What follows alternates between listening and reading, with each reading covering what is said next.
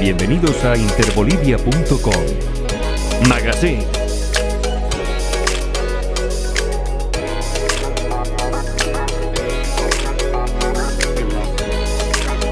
Y buscamos en interbolivia.com. Bien amigos, continuamos en este espacio informativo, radial, de informaciones, de música, de entrevistas que hacemos en este espacio que va desde las 9 de la mañana hasta las 11. Y claro, ya nuestro invitado acaba de llegar a los estudios de la radio Interbolivia 87.7 y bueno, nuestro colega Felipe se encarga de presentarlo y decirnos quién es. Felipe, adelante. Pues sí, estimado Mirael, ha llegado el tan anhelado invitado el día de hoy. Tenemos con nosotros la compañía del doctor Jonathan Marquina, nuestro director de Cenetrop. Doctor, muy buenos días, bienvenido. La verdad, muy agradecido de tenerlo aquí con nosotros. Es para nosotros un honor porque sabemos que su tiempo es bastante valioso y bueno, qué mejor que poder dialogar con usted sobre lo que se viene con el tan nombrado Cenetrop. Bienvenido, doctor. Bueno, muchas gracias a ustedes, Mirael, y también a Pipe. Un saludo a toda la audiencia que está escuchando este medio de comunicación Interbolivia. Y bueno, estamos acá para poder informar a la población de todo el trabajo que viene realizando Cenetrop en bien de la población boliviana. Exactamente, doctor. Y bueno, a propósito de salud y a propósito de casos de COVID, que si bien hace unos 2 días el ministro de Salud, Jason Ausa, anunciaba que en la 6ª semana de la 5ª ola había una desescalada de casos de COVID, e incluso se llegó a mencionar que podía ya considerarse que en espacios públicos no se utiliza el barbijo, ¿no? Pero bueno, nos imaginamos que esa desescalada corresponde a factores que el gobierno, a través del Ministerio de Salud y también de alguna forma el Cenetrop como un brazo operativo, han contribuido a esta desescalada. Coméntenos, doctor, qué factores han influido para que los casos estén ya en disminución. Bueno, hay que mencionar un factor que ha sido importante para que veamos esta desescalada o esta disminución de casos, es la vacunación masiva, la ampliación de la cobertura de vacunación. Ustedes saben que nuestro gobierno nacional ha gestionado dosis para toda la población boliviana de edad vacunable desde los 5 años en adelante. Estos ciudadanos han tenido la posibilidad de llegar incluso hasta una 4ª dosis, ¿no? Esto no se ve en todos los países, ¿no? La dosis de refuerzo, la 3ª y la 4ª dosis ha sido para nosotros una gestión eficiente de nuestro gobierno nacional, a cabeza del presidente Arce y el ministro Jason Ausa, porque gracias a esta vacunación masiva que ha generado nuestro Ministerio de Salud en coordinación con los gobiernos municipales, se ha podido llegar a tener una cobertura de vacunación bastante aceptable, cercana al 70% en la población vacunable. Esto genera, pues, lógicamente, que disminuyan la cantidad de casos positivos, al igual que ha bastante circulado las variantes B4 y B5, que son las nuevas subvariantes de Omicron, con las que hemos tenido bastante elevación en la 5ª ola. Entonces, sumado a que ya hay una población que tiene inmunidad natural después de padecer la enfermedad, sumado a la inmunidad adquirida con la vacunación, pues podemos ver que ya los casos se están controlando. El día de ayer hemos cerrado con 81 casos en Santa Cruz.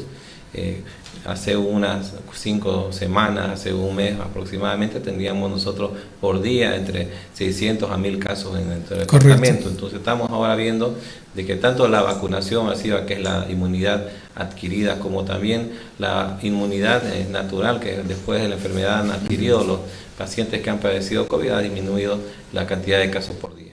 O sea, doctor, que en este momento podríamos decir que ya el tema de el COVID-19 podríamos ya llamarlo casi una virosis, como una gripe o como un dengue o como este tipo de enfermedades que se han ido también naciendo de a poco, o todavía no le podemos dar esa ubicación. Es muy prematuro hablar de COVID-19 como una enfermedad de recurrencia o estacional, porque aún ustedes saben que está circulando en grandes cantidades en otras partes de Latinoamérica y del mundo, y lastimosamente, al haber bastante circulación de personas que se contagian unas a otras, genera nuevas subvariantes con la mutación de este virus, ¿no? Entonces, no estamos nosotros expensos a que podamos ver probablemente nuevas subvariantes de COVID-19 que también tengan alta transmisibilidad y esperemos que no tengan alta letalidad. Por ejemplo, la variante B.4 o B5 ha sido subvariantes de la Omicron que han tenido alta transmisibilidad pero baja letalidad. La letalidad en nuestro país no ha subido en la quinta ola del 0,1%, es decir, bueno, la letalidad ha sido bajísima, pero también tomemos en cuenta que la vacuna ha sido efectiva, porque en aquellas personas que vacunadas han padecido el COVID no se han complicado, por lo tanto no hemos tenido una letalidad llamativa en esta quinta ola. Las personas, doctor, que nos dio, algunas con, otras sin síntomas, ¿usted cree que eso ayuda a reforzarse con la vacuna? Claro que sí, la vacuna es muy importante para poder generar una cantidad de anticuerpos suficiente para disminuir los síntomas en caso de contraer la enfermedad COVID-19. En los casos, por ejemplo, que las personas no se han vacunado, los síntomas son poco más que exacerbados, ¿no? Hemos visto pacientes en terapia intensiva, también pocos en esta quinta ola, pero hemos tenido un porcentaje de más del 90% de pacientes internados en terapia intensiva con COVID-19 que son pacientes no vacunados. Bien, estamos conversando con el doctor Jonathan Marquina. Él es director del Centro de Enfermedades Tropicales del Oriente Boliviano, el CENETROP. Y claro, también es una institución que de alguna forma ha estado trabajando también con el Ministerio de Salud, en este tema de la pandemia. En ese sentido, doctor, hablando ya de proyecciones, ¿cuándo se podría ya avisorar que el COVID-19 llegue a ser, como decía usted hace rato, una enfermedad recurrente y hasta estacional, como ocurre con la influenza, la H1N1 u otras, ¿no? A propósito del clima. Esto es muy variable, nos va a tener que ver mucho con el manejo, no solamente en nuestra región, en Latinoamérica, sino también en Europa y en África. No nos olvidemos que las primeras variantes se originaron en Gran Bretaña, en Europa, y hay una variante que se originó en Sudáfrica, la variante sudafricana, ¿no? Incluso hemos tenido una variante propia del Brasil, la P1, ¿no? La de Manaus. Estas variantes de COVID-19 han sido bastante transmisibles y la P1 de Brasil ha sido bastante letal, por ejemplo, ¿no? Entonces, esto tiene que ver con las políticas que asuman los gobiernos en todo el mundo para evitar el contagio entre su población, con las medidas de distanciamiento social, medidas de bioseguridad, lavado frecuente de manos, uso del barbijo y lógicamente con la vacunación masiva, el diagnóstico oportuno, el aislamiento. Todas estas medidas han ayudado a que los diferentes países del mundo puedan controlar esta mutación del virus y que se generen nuevas variantes. Entonces, si la población mundial, nuestros gobiernos invierten en evitar el contagio, en aumentar la cobertura de vacunación, probablemente podamos contener, ya sea por inmunidad natural o por inmunidad adquirida, esta pandemia, este virus, que es un virus que ha ido mutando y hemos tenido que ir estudiándolo a medida de cada una de sus variantes. Entonces esperamos de que se pueda ir conteniendo con la vacunación. Lógicamente que es una política de cada gobierno adquirir vacunas, y esperamos que toda la población mundial pueda tener por lo menos el acceso a la vacuna, ¿no? Ya que muchas personas también niegan la vacunación, rechazan la vacunación, pero al menos que se tenga el acceso correspondiente para toda la población en el mundo, ¿no? Doctor, referente a lo que decía de la mutación, ¿qué le da este poder a este bicho de tener tanta variante en tan corto tiempo? O sea, estamos hablando que esto empezó prácticamente en diciembre de 2019, ¿no? Llevamos 2 años, casi 3 con este tema, y hemos visto que usted habla de casi 4 variantes en un instante. Habló de otras tantas de otros países, de otros continentes, perdón. O sea, ¿qué le permite a este bicho tanta fuerza o efectividad de esa mutación tan pronta? ¿Usted que maneja este tema? Bueno, el COVID-19 o SARS-CoV-2 coronavirus es un virus que en esta etapa del año 2020, cuando iniciaron los primeros casos en China, ha tenido una alta transmisibilidad, a diferencia de otros virus que nosotros vemos circulando de manera estacional o recurrente. Entonces, la alta transmisibilidad que presentó, sumado a la alta letalidad en la primera ola, en la segunda y en la tercera ola, han generado lógicamente que podamos tener nosotros una gran transmisión entre países. Ahora lógicamente el mundo tiene una globalización, ¿no? La persona que está hoy día en Inglaterra, mañana está en Bolivia, pasado puede estar en África. Entonces las personas lastimosamente no vamos a poder controlar cuando exista una alta transmisibilidad del virus este tipo de patología, ¿no? Entonces la alta transmisibilidad que tenía las variantes de COVID-19 desde un inicio han generado que circule bastante este virus y también que a la vez vaya mutando en poblaciones donde no hubo un control certero, y esto hay que ser bastante claro, ¿no? Hubo bastante transmisión interna en Gran Bretaña en la primera ola, se generó la variante de Gran Bretaña. Hubo una alta transmisibilidad en Sudáfrica y se tuvo su propia variante. Y en el Brasil vamos a dar un ejemplo claro, ¿no? El presidente Bolsonaro en la primera ola de manera irresponsable no generó políticas de control de la transmisión en su país, el barbijo no fue obligatorio, no generó pruebas de diagnóstico rápido oportuno para COVID-19, él decía que era una gripe simple. Todo eso generó que circule bastante COVID-19, que tenga la tasa de letalidad altísima en Brasil, y eso generó que Brasil tenga su propia variante. La circulación masiva que hubo en Manaus lastimosamente generó una nueva variante muy peligrosa, de mucha población, ¿no? y de bastante transmisibilidad. Entonces, ¿cómo controlar COVID-19? Con la vacunación. ¿Cómo controlar COVID-19? Disminuyendo la cantidad de contagios con las medidas de bioseguridad y bueno, todo lo que es distanciamiento social, todo lo que se ha aplicado en los países que de manera responsable han combatido esta pandemia. Es un tema preventivo al fin y al cabo, ¿no? En muchas partes. Es una combinación y la conciencia de la población, que la población también tiene que saber que la manera de disminuir la transmisión empieza por uno mismo, ¿no? Con las medidas de bioseguridad, porque a veces muchos exigimos que los gobiernos hagan las cosas cuando el ciudadano mismo es el que puede disminuir las transmisiones de este tipo de enfermedades con las medidas de bioseguridad. Y bueno, dicen que ni bien paulatinamente estamos saliendo del COVID-19, por así decirlo, aunque ya nos comentaba que todavía falta mucho, pero ya no es como en la primera, la segunda, la tercera y la cuarta ola. No, ha perdido intensificación. Llegó otro virus, como para ponerle más emoción y que a los humanos nos tenga todavía preocupados el tema de la salud.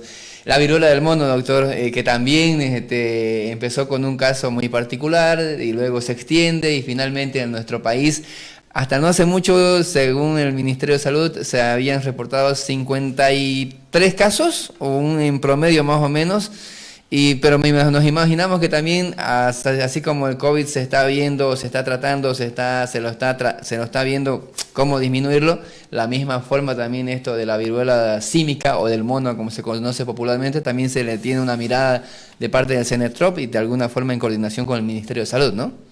Sí, bueno, la viruela del mono, quiero informar que hasta hoy hay 125 casos positivos en Bolivia. De estos 125 casos, 110 casos son de Santa Cruz, del departamento de Santa Cruz, 109 en la ciudad de Santa Cruz y 1 en provincia, ¿no? Nosotros tenemos que mencionar también que en este caso de viruela del mono, no es un virus tan transmisible como es COVID-19. Ya, ¿no? bien, doctor. La primera diferencia con SARS-CoV-2 o COVID-19 que no tiene la alta transmisibilidad que tiene COVID-19. Para contagiar una persona de viruela del mono a otra persona, se requiere que exista un contacto estrecho. Directo, ¿no? Contacto estrecho quiere decir que tenga contacto la piel de la persona sana con las lesiones de la persona enferma, ¿no? O que las costras que va desprendiendo o en las secreciones que va desprendiendo las lesiones de la persona infectada con viruela del mono se vayan a impregnar en los fómites o en superficies donde pueda tener contacto otra persona, ¿no? Es por eso que es importante también que las personas puedan generar los mismos mecanismos de bioseguridad que teníamos con COVID-19.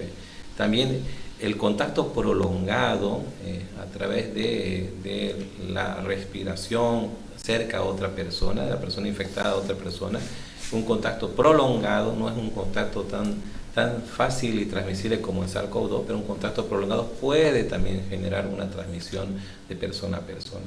Entonces, esos nuevos factores, estos nuevos mecanismos de transmisión, hay que aclararlos a la población para que también tengamos el cuidado de utilizar los mismos mecanismos, y no solamente para SARS-CoV-2 o viruela del mono, ¿no? Porque, por ejemplo, el lavado de manos previene 37 enfermedades, ¿no? No solamente COVID-19 ni viruela del mono, pero es también altamente efectivo el lavar las manos con jabón, utilizar el alcohol también líquido, desinfectante, bastante efectivo con viruela del mono, ¿no?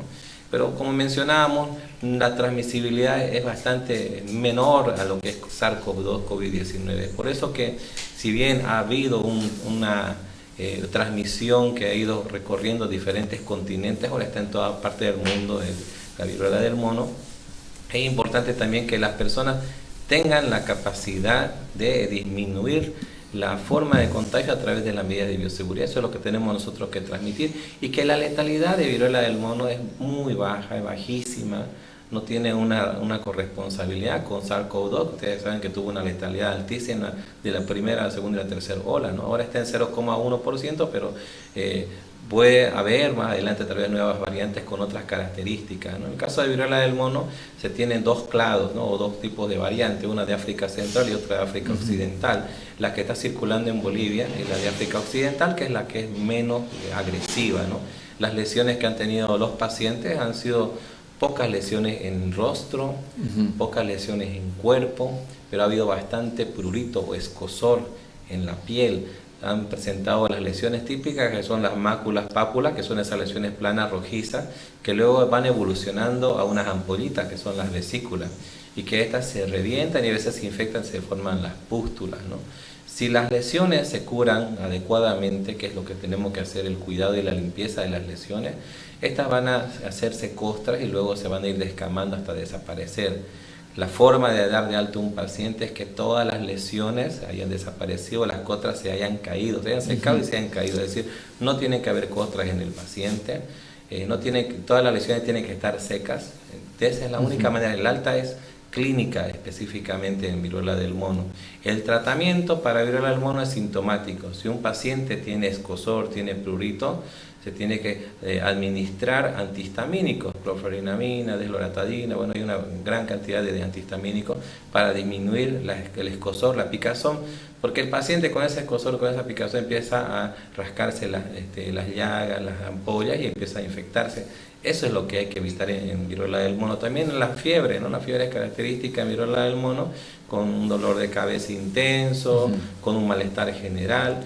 Para eso se administra también un medicamento antipirético o un AINES, ¿no? Para poder contrarrestar la fiebre.